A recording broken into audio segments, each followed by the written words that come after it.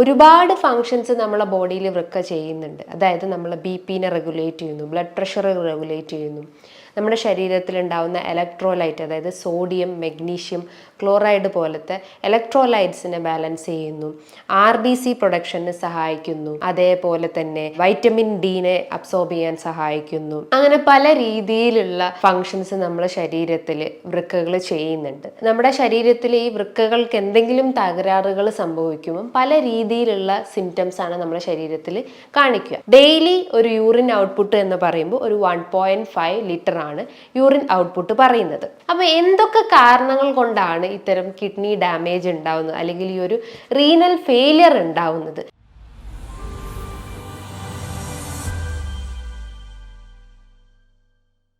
Hi, ഞാൻ doctor Juhi Das, QNB health കെയറിലെ homoeopathic ഫിസിഷ്യനാണ്. ഇന്ന് ദിനം പ്രതി വൃക്ക രോഗികളുടെ എണ്ണം വർദ്ധിച്ചു വരികയാണ്. നമ്മുടെ ശരീരത്തിലെ ഏറ്റവും പ്രധാനപ്പെട്ട ഒരു അവയവമാണ് വൃക്ക എന്ന് പറയുന്നത്. ഒരുപാട് ഫങ്ഷൻസ് നമ്മളെ ബോഡിയിൽ വൃക്ക ചെയ്യുന്നുണ്ട്. അതായത് നമ്മളെ ബി.പിനെ റെഗുലേറ്റ് ചെയ്യുന്നു, ബ്ലഡ് പ്രഷർ റെഗുലേറ്റ് ചെയ്യുന്നു, നമ്മുടെ ശരീരത്തിൽ ഉണ്ടാകുന്ന ഇലക്ട്രോലൈറ്റ്, അതായത് സോഡിയം, മെഗ്നീഷ്യം, ക്ലോറൈഡ് പോലത്തെ ഇലക്ട്രോലൈറ്റ്സിനെ ബാലൻസ് ചെയ്യുന്നു, RBC പ്രൊഡക്ഷന് സഹായിക്കുന്നു, അതേപോലെ തന്നെ വൈറ്റമിൻ ഡിനെ അബ്സോർബ് ചെയ്യാൻ സഹായിക്കുന്നു. അങ്ങനെ പല രീതിയിലുള്ള ഫങ്ഷൻസ് നമ്മുടെ ശരീരത്തിൽ വൃക്കകൾ ചെയ്യുന്നുണ്ട്. നമ്മുടെ ശരീരത്തിൽ ഈ വൃക്കകൾക്ക് എന്തെങ്കിലും തകരാറുകൾ സംഭവിക്കുമ്പോൾ പല രീതിയിലുള്ള സിംറ്റംസ് ആണ് നമ്മുടെ ശരീരത്തിൽ കാണിക്കുക. ഈ റീനൽ ഫെയിലിയർ എന്ന് പറയുമ്പോൾ അത് അക്യൂട്ട് റീനൽ ഫെയിലിയറും ഉണ്ട്, അതേപോലെ തന്നെ ക്രോണിക് റീനൽ ഫെയിലിയറും ഉണ്ട്. അക്യൂട്ട് റീനൽ ഫെയിലിയർ എന്ന് പറയുമ്പം ഒരു ചുരുങ്ങിയ കാലയളവ്, ഏകദേശം ഒരു 3 മന്ത് ഡ്യൂറേഷനിൽ വരുന്നതിനെയാണ് അക്യൂട്ട് റീനൽ ഫെയിലിയർ എന്ന് പറയുന്നത്. ക്രോണിക് റീനൽ ഫെയിലിയർ എന്ന് പറയുമ്പം അത് മോർ ദാൻ ഒരു 6 മന്തിന് ശേഷമായിട്ടുള്ളതുണ്ടെങ്കിൽ അതിനെ ക്രോണിക് റീനൽ ഫെയിലിയർ എന്ന് പറയുന്നു. റീനൽ ഫെയിലിയർ എന്ന് പറയുന്നതിൻ്റെ ആ ഒരു ടേം എന്ന് ഉദ്ദേശിക്കുന്നത് നമ്മുടെ യൂറിൻ ഔട്ട്പുട്ട് അവിടെ റെഡ്യൂസ്ഡ് ആയി എന്നുള്ള ഒരു സിമ്പലാണ് ഈ റീനൽ ഫെയിലിയർ എന്ന് പറയുന്നത്.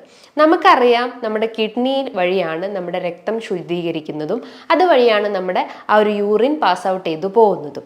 ഡെയിലി ഒരു യൂറിൻ ഔട്ട്പുട്ട് എന്ന് പറയുമ്പോൾ ഒരു 1.5 ലിറ്റർ ആണ് യൂറിൻ ഔട്ട്പുട്ട് പറയുന്നത്. അപ്പോൾ ഈ യൂറിൻ, അതായത് ഈ ഒരു രക്തത്തെ ഫിൽട്ടർ ചെയ്യാനും യൂറിനായിട്ട് പുറന്തള്ളപ്പെടാനും സഹായിക്കുന്ന ഏറ്റവും വലിയൊരു അവയവമാണ് കിഡ്നി എന്ന് പറയുന്നത്. ഈ കിഡ്നിക്ക് എന്തെങ്കിലും ഒരു ഡാമേജ് സംഭവിക്കുമ്പോഴാണ് നമ്മുടെ യൂറിൻ ഔട്ട്പുട്ടിൽ ഉണ്ടാകുന്ന വേരിയേഷൻസ് കാണിക്കുന്നത്. ചില ആളുകൾക്ക് യൂറിൻ അവിടെ ഭയങ്കര കോൺസെൻട്രേറ്റഡ് ആയി പോകുന്നു, അല്ലെങ്കിൽ ഭയങ്കര ഒരു യെല്ലോയിഷ് ഡിസ്കളറേഷൻസ് കാണിക്കുന്നു. ചിലർക്ക് യൂറിനേറ്റ് ചെയ്യുമ്പോൾ ഭയങ്കര വേദന അനുഭവപ്പെടുന്നു, ഒരു ബേണിങ് സെൻസേഷൻ ഉണ്ടാവുന്നു, അതോടൊപ്പം തന്നെ ഒരു നടുവേദനേൻ്റെ പ്രശ്നങ്ങൾ ഉണ്ടാവുന്നു. അങ്ങനെ പല രീതിയിലായിട്ട് ഈ ഒരു യൂറിനറി സിംറ്റംസ് ഓരോ ആളുകളിലും അത് പ്രസൻറ്റ് ചെയ്യുന്നു. അപ്പോൾ അത് അക്യൂട്ട് റീനൽ ഫെയിലിയർ ആയാലും ക്രോണിക് റീനൽ ഫെയിലിയർ ആയാലും സിംറ്റംസ് ഓൾമോസ്റ്റ് സിമിലർ ആണെന്ന് നമുക്ക് പറയാം. അപ്പോൾ എന്തൊക്കെ കാരണങ്ങൾ കൊണ്ടാണ് ഇത്തരം കിഡ്നി ഡാമേജ് ഉണ്ടാവുന്നത് അല്ലെങ്കിൽ ഈ ഒരു റീനൽ ഫെയിലിയർ ഉണ്ടാവുന്നത്? മെയിനായിട്ട് നമ്മളെ ബ്ലഡ് പ്രഷർ നമ്മൾ കൃത്യമായിട്ട് കൺട്രോൾ ചെയ്തിട്ടില്ലെങ്കിൽ അല്ലെങ്കിൽ ഹൈപ്പർ ടെൻസീവ് ആയിട്ടുള്ള പേഷ്യൻസിലൊക്കെ ഈ റീനൽ ഫെയിലിയർ വരാനുള്ളൊരു ചാൻസസ് ഉണ്ട്. അതേപോലെ തന്നെ ഏറ്റവും പ്രധാനമായിട്ട് ഏറ്റവും വില്ലനായിട്ട് വന്നിട്ടുള്ള ഒന്നാണ് പ്രമേഹം എന്ന് പറയുന്നത്. അതായത് ഡയബറ്റിസിൻ്റെ ഒരു കോംപ്ലിക്കേഷൻ ആയിട്ട് നമുക്ക് പറയാം ഡയബറ്റിക് നെഫ്രോപ്പതി എന്ന് പറയുന്നത്. ഡയബറ്റിക് നെഫ്രോപ്പതി എന്ന് പറയുമ്പം നമ്മുടെ വൃക്കകളെ തകരാറാക്കുന്ന അല്ലെങ്കിൽ വൃക്കകൾ കംപ്ലീറ്റ് ആയിട്ട് നശിച്ചു പോകുന്ന ഒരവസ്ഥയാണ്. അതായത് യൂറിൻ ഔട്ട്പുട്ട് അവിടെ റെഡ്യൂസ്ഡ് ആണ്. അതുമൂലം നമുക്ക് ബാക്ക് ഏക്കിൻ്റെ പ്രശ്നങ്ങളും അതേപോലെ തന്നെ ക്ഷീണത്തിൻ്റെ പ്രശ്നങ്ങളും ഒക്കെ അനുഭവപ്പെടുന്നു. അപ്പം നമുക്ക് പറയാം ഏറ്റവും വില്ലനായിട്ടുള്ള ഒന്നാണ് ഈ പ്രമേഹം. ഈ പ്രമേഹം വന്നു കഴിഞ്ഞാൽ അല്ലെങ്കിൽ ഇത്തരം ഷുഗർ പേഷ്യൻസിൽ കാണിക്കുന്ന ഒരു ബുദ്ധിമുട്ട് എന്ന് പറയുമ്പം അവർക്ക് റെക്കറൻ്റ് ആയിട്ട് യൂറിനേറ്റ് ചെയ്യാനുള്ള ഒരു പ്രശ്നങ്ങൾ വരുന്നു. അതായത് രാത്രി കാലങ്ങളിൽ ആ ഒരു യൂറിനെ പിടിച്ചു നിർത്താൻ പറ്റാത്തൊരവസ്ഥ വരുന്നു. ചില ആളുകൾക്ക് ബേണിങ് സെൻസേഷൻ ഉണ്ടാവും, ഒരു പുകച്ചിൽ പോലെയൊക്കെ ഫീൽ ചെയ്യുന്നു. ഈ ഒരു ഷുഗർ മോളിക്യൂൾസ് നമ്മളെ ബോഡിയിൽ ഇൻക്രീസ്ഡ് ആകുമ്പോൾ അല്ലെങ്കിൽ ഗ്ലൂക്കോസിൻ്റെ ലെവൽ ഇൻക്രീസ് ആകുമ്പോൾ നമ്മുടെ കിഡ്നീൻ്റെ അകത്തുള്ള അല്ലെങ്കിൽ കിഡ്നീൻ്റെ അകത്ത് സ്ഥിതി ചെയ്യുന്ന ഒരു സ്ട്രക്ചർ എന്ന് പറയുന്നത് ഗ്ലോമർലസ് എന്നാണ്.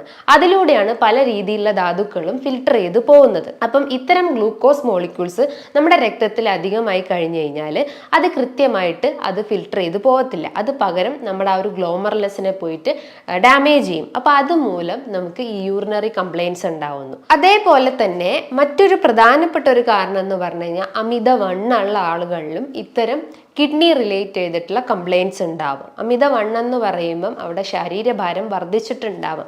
ഹൈറ്റിന് ഇക്വലൻ്റ് ആയിട്ടുള്ളൊരു വെയിറ്റ് അവർക്ക് ഉണ്ടാവില്ല.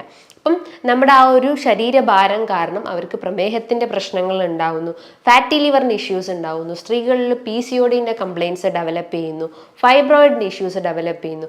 ഇതിൻ്റെയൊക്കെ റീസൺസ് എന്ന് പറഞ്ഞു കഴിഞ്ഞാൽ നമ്മുടെ ശരീരഭാരം വർദ്ധിക്കുന്നു, നമ്മൾ അമിതമായിട്ടുള്ള കൊഴുപ്പ് ഭക്ഷണങ്ങൾ കഴിക്കുന്നു, അമിതമായിട്ട് ജങ്ക് ഫുഡ്, പ്രോസസ്ഡ് ഫുഡിനെയൊക്കെ ഡിപ്പെൻഡ് ചെയ്യുന്നു, കൂടുതലായിട്ട് റിഫൈൻഡ് ഓയിൽസ് യൂസ് ചെയ്യുന്നു, കൃത്യമായ ഒരു കാലയളവിൽ നമ്മൾ ഭക്ഷണം കഴിക്കാതിരിക്കുന്നു.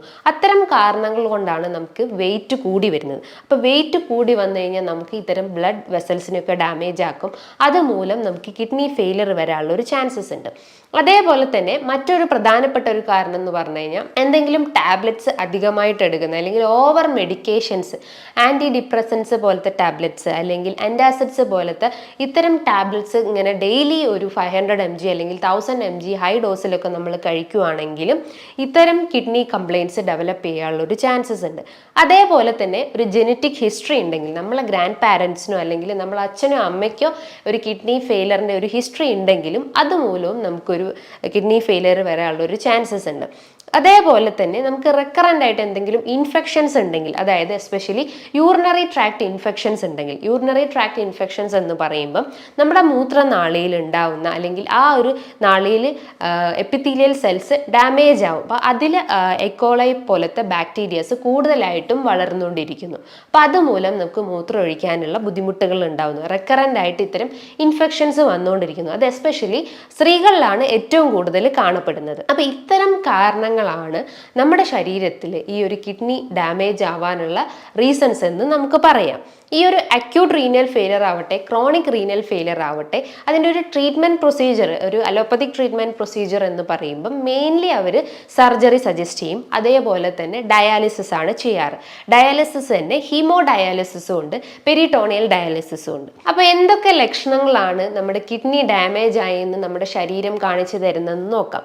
മെയിനായിട്ട് ഞാൻ പറഞ്ഞു, നമ്മുടെ കിഡ്നീൻ്റെ ഒരു ഫംഗ്ഷൻ എന്ന് പറഞ്ഞു കഴിഞ്ഞാൽ നമ്മുടെ യൂറിൻ ഔട്ട്പുട്ടിനെ മെയിൻറ്റെയിൻ ചെയ്യുന്നത്, അല്ലെങ്കിൽ രക്തത്തിനെ ഫിൽട്ടർ ചെയ്തിട്ട് യൂറിൻ ഔട്ട്പുട്ടിനെ മെയിൻറ്റെയിൻ ചെയ്യുന്നതാണ് കിഡ്നി ചെയ്യുന്നത്. അപ്പം ഒരു മെയിൻ ക്ലിനിക്കൽ ഫീച്ചേഴ്സ് അല്ലെങ്കിൽ ഒരു സിംറ്റം എന്ന് പറയുമ്പം നമ്മുടെ യൂറിൻ ഔട്ട്പുട്ട് അവിടെ റെഡ്യൂസ്ഡ് ആയിരിക്കും. ചില ആളുകൾക്ക് അത് ഇൻകോണ്ടിനൻസിൻ്റെ പ്രശ്നങ്ങൾ ഉണ്ടാവുന്നു. ഇൻകോണ്ടിനൻസ് എന്ന് പറയുമ്പോൾ ഇടയ്ക്കിടയ്ക്ക് മൂത്രമൊഴിക്കാനുള്ള ബുദ്ധിമുട്ടുകൾ ഉണ്ടാവുന്നു. അതേപോലെ ചിലർക്ക് ബേണിംഗ് പെയിൻ ഉണ്ടാവും, ഒരു പുകച്ചിൽ ഫീൽ ചെയ്യുന്നു. ചിലപ്പം മൂത്രം ഒഴിച്ചു കഴിഞ്ഞാൽ ഒരു വേദന അനുഭവപ്പെടാം. ചിലർക്ക് മൂത്രത്തിനോടൊപ്പം തന്നെ ഒരു ബേണിംഗ് ഫീലിംഗ് ഉണ്ടാവുന്നു.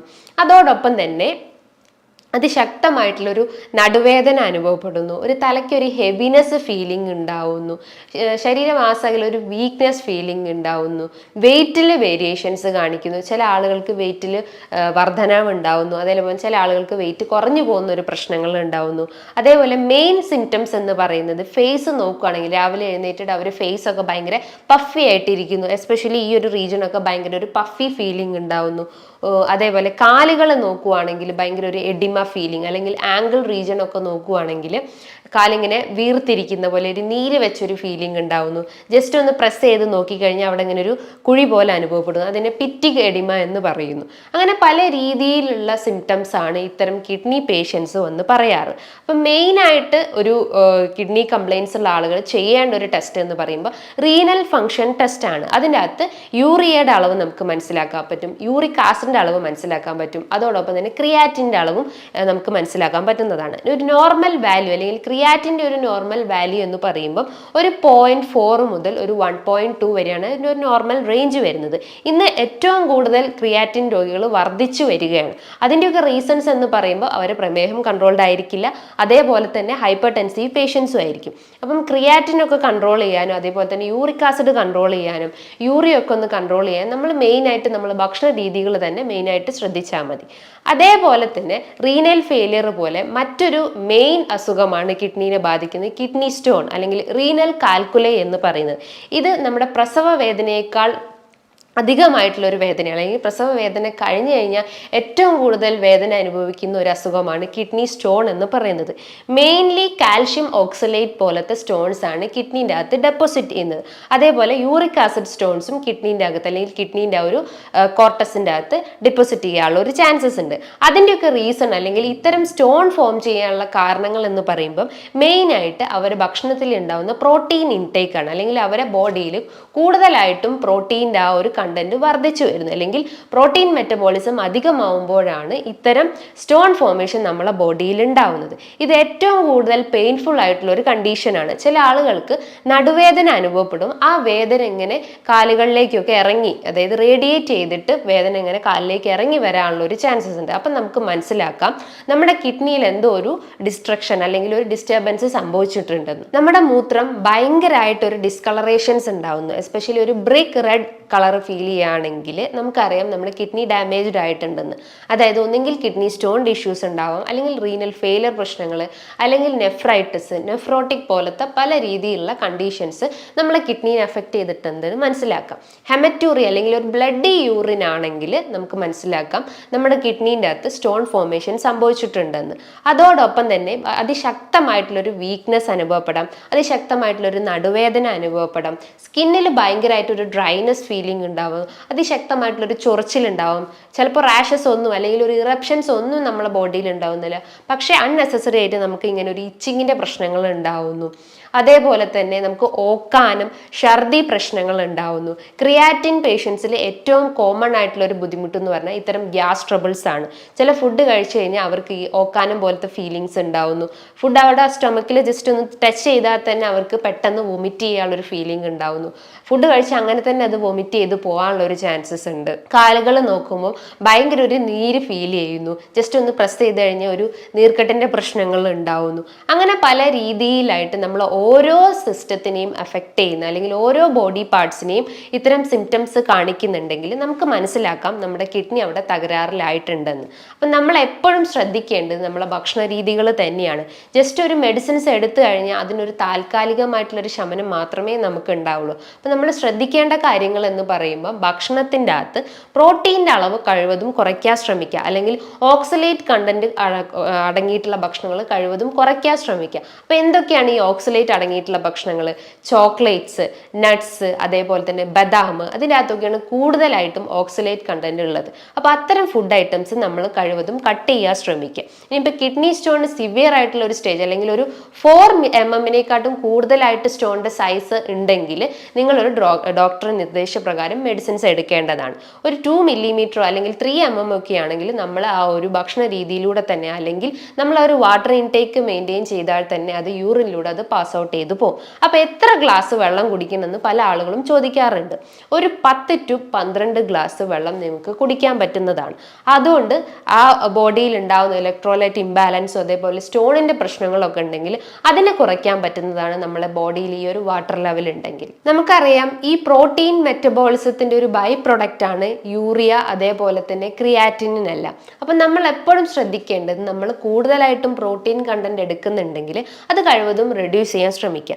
കാരണം യൂറിക് ആസിഡ് ഒക്കെ ഒരു പ്രോട്ടീൻ്റെ ഒരു ബൈ പ്രൊഡക്റ്റ് ആണെന്ന് ഞാൻ പറഞ്ഞു. അപ്പോൾ യൂറിക് ആസിഡ് നമ്മുടെ ശരീരത്തിൽ അധികമായി കഴിഞ്ഞാൽ അത് ജോയിൻസിലൊക്കെ പോയി ഡിപ്പോസിറ്റ് ചെയ്യും. അതായത് മോണോസോഡിയം ക്രിസ്റ്റൽസിൻ്റെ രൂപത്തിലായിട്ട് നമ്മളെ ജോയിൻറ്റ് സ്പേസിലൊക്കെ പോയി അത് ഡിപ്പോസിറ്റ് ചെയ്യും. അപ്പോൾ അതുമൂലം നമ്മുടെ കൈകാലുകളൊക്കെ വീർത്ത് വരും. എസ്പെഷ്യലി തള്ളവിരലൊക്കെ ഭയങ്കരമായിട്ട് സ്വെല്ലിങ് ഉണ്ടാവുന്നു, നീർക്കെട്ടിൻ്റെ പ്രശ്നങ്ങൾ ഉണ്ടാവുന്നു, ഭയങ്കര ഒരു വേദന അനുഭവപ്പെടുന്നു. ജസ്റ്റ് ഒന്ന് പ്രസ് ചെയ്ത് കഴിഞ്ഞാൽ അവർക്കൊരു വേദന അനുഭവപ്പെടാറുണ്ട്. അപ്പോൾ അതിൻ്റെയൊക്കെ ഒരു കാരണം എന്ന് പറഞ്ഞു കഴിഞ്ഞാൽ നമ്മൾ കഴിക്കുന്ന പ്രോട്ടീൻ അടങ്ങിയിട്ടുള്ള ഭക്ഷണങ്ങൾ എസ്പെഷ്യലി ആനിമൽ പ്രോട്ടീൻസ് ആണ്. ആനിമൽ പ്രോട്ടീൻസ് എന്ന് പറയുമ്പോൾ റെഡ് മീറ്റ്, ചുവന്ന മാംസം, അതായത് പോർക്ക്, ബീഫ്, മട്ടൻ പോലത്തെ ഇത്തരം ചുവന്ന മാംസങ്ങളിലാണ് ഇത്തരം പ്രോട്ടീൻസ് അളവ് കൂടുതലായിട്ടുള്ളത്. നിങ്ങൾക്ക് പ്രോട്ടീൻസ് എടുക്കാം, ഒരു ലീൻ പ്രോട്ടീൻസ് നിനക്ക് എടുക്കാൻ പറ്റുന്നതാണ്. അതായത് ചിക്കൻ അത് നിങ്ങൾക്ക് എടുക്കാൻ പറ്റുന്നതാണ്. അതേപോലെ തന്നെ ഫിഷ് ഐറ്റംസ് അതിൻ്റെ അകത്തൊക്കെ ലീൻ പ്രോട്ടീൻസ് ആണുള്ളത്. അപ്പോൾ അത്തരം ലീൻ പ്രോട്ടീൻസ് നിങ്ങളുടെ ഡയറ്റിൽ ഉൾപ്പെടുത്തുന്നതുകൊണ്ട് കുഴപ്പമൊന്നുമില്ല. അതേപോലെ നിങ്ങൾ ഒഴിവാക്കേണ്ട ഒരു ഭക്ഷണങ്ങൾ എന്ന് പറയുമ്പോൾ അല്ലെങ്കിൽ ശ്രദ്ധിക്കേണ്ട ഒരു കാര്യം എന്ന് പറയുമ്പം സാൾട്ടിൻ്റെ ഇൻടേക്ക് കഴിവതും കുറയ്ക്കാൻ ശ്രമിക്കുക. കാരണം ഇലക്ട്രോലൈറ്റ് ഇംബാലൻസ് ആവും, നമുക്ക് ഹൈപ്പർ ടെൻഷൻ്റെ പ്രശ്നങ്ങൾ ഉണ്ടാവുന്നു. അപ്പോൾ എപ്പോഴും സാൾട്ടിൻ്റെ അളവ് കഴിവതും കുറയ്ക്കാൻ ശ്രമിക്കുക. മിതമായ രീതിയിലൊരു എക്സസൈസ് മെയിൻറ്റെയിൻ ചെയ്യാൻ ശ്രമിക്കുക. അതേപോലെ തന്നെ ആൽക്കഹോളിക് അഡിക്ഷൻസോ അല്ലെങ്കിൽ സ്മോക്കിംഗ് അഡിക്ഷൻസോ ഒക്കെ ഉണ്ടെങ്കിൽ അത് കഴിവതും കുറയ്ക്കാൻ ശ്രമിക്കുക. അതുമൂലം നമ്മളെ വെസൽസ് എല്ലാം ഡാമേജ് അല്ലെങ്കിൽ ബ്ലഡ് വെസൽസ് എല്ലാം ചുരുങ്ങി പോകുന്ന ഒരു അവസ്ഥ ഉണ്ടാകുന്നു. അപ്പോൾ കൃത്യമായ അളവിൽ നമ്മുടെ ശരീരത്തിലൂടെ രക്തം പമ്പ് ചെയ്യാത്തൊരവസ്ഥ വരുന്നു. അപ്പോൾ അതുമൂലം നമുക്ക് കിഡ്നി ഫെയിലിയർ പ്രശ്നങ്ങൾ ഉണ്ടാകുന്നു, അല്ലെങ്കിൽ നമ്മുടെ ആ ഒരു രക്തം കൃത്യമായിട്ട് ഫിൽട്ടർ ചെയ്യാത്തൊരു പ്രശ്നങ്ങൾ ഉണ്ടാകുന്നു. അപ്പോൾ അതുമൂലം നമുക്ക് യൂറിനറി കംപ്ലയിൻറ്റ്സ് ഡെവലപ്പ് ചെയ്യാനുള്ള ഒരു ചാൻസസ് ഉണ്ട്. നമ്മുടെ കിഡ്നി കൃത്യമായി പ്രവർത്തിക്കാനും അതേപോലെ തന്നെ മറ്റ് അവയവങ്ങൾക്കൊന്നും ഒരു ഡാമേജ് ഉണ്ടാവാതിരിക്കാനും വേണ്ടിയിട്ട് നമ്മൾ ഈ പറഞ്ഞിട്ടുള്ള കാര്യങ്ങളൊക്കെ ഒന്ന് ശ്രദ്ധിച്ചു കഴിഞ്ഞാൽ നമുക്കറിയാം, prevention is better than cure എന്ന് നമുക്കറിയാം. അപ്പോൾ നമ്മൾ ഈ പറഞ്ഞിട്ടുള്ള കാര്യങ്ങളൊന്ന് ശ്രദ്ധിച്ചു കഴിഞ്ഞു കഴിഞ്ഞാൽ നമുക്ക് ഇത്തരം ഹെവി കംപ്ലയിൻറ്റ്സ് അല്ലെങ്കിൽ ഇത്തരം ക്രോണിക് ആയിട്ടുള്ള കംപ്ലയിൻറ്റ്സിന് നമുക്ക് മെഡിസിൻസിലൂടെ തന്നെ അതോടൊപ്പം തന്നെ ഇത്തരം ഡയറ്റിലൂടെയും എക്സസൈസിലൂടെയും നമുക്ക് കുറയ്ക്കാൻ പറ്റുന്നതാണ്. നമ്മൾ കൂടുതലായിട്ട് പാനിക് ആവാതെ അല്ലെങ്കിൽ ക്രിയാറ്റിൻ ഹൈ ആയിട്ടുണ്ടെങ്കിൽ നമ്മൾ കൂടുതലായിട്ട് പാനിക് ആവാതെ നമ്മളൊരു മിതമായ രീതിയിൽ നമ്മളൊരു മൈൻഡിനെ റിലാക്സ് ചെയ്യുന്ന രീതിയിലുള്ള കാര്യങ്ങളൊക്കെ ഒന്ന് ചെയ്തിട്ട് നമ്മളൊരു ഡയറ്റും അതേപോലെ തന്നെ എക്സസൈസും ഫോളോ ചെയ്ത് കഴിഞ്ഞാൽ ഇത്തരം സിംറ്റംസിനെയൊക്കെ നമുക്ക് കുറയ്ക്കാൻ പറ്റുന്നതാണ്. ഇനി ഇതുമായി ബന്ധപ്പെട്ട് നിങ്ങൾക്ക് എന്തെങ്കിലും ഡൗട്ടുകൾ ഉണ്ടെങ്കിൽ താഴെ കാണുന്ന നമ്പറിൽ കോൺടാക്റ്റ് ചെയ്യാവുന്നതാണ്. നല്ലൊരു ഹെൽത്ത് ടോപ്പിക്കുമായി വീണ്ടും കാണാം. താങ്ക്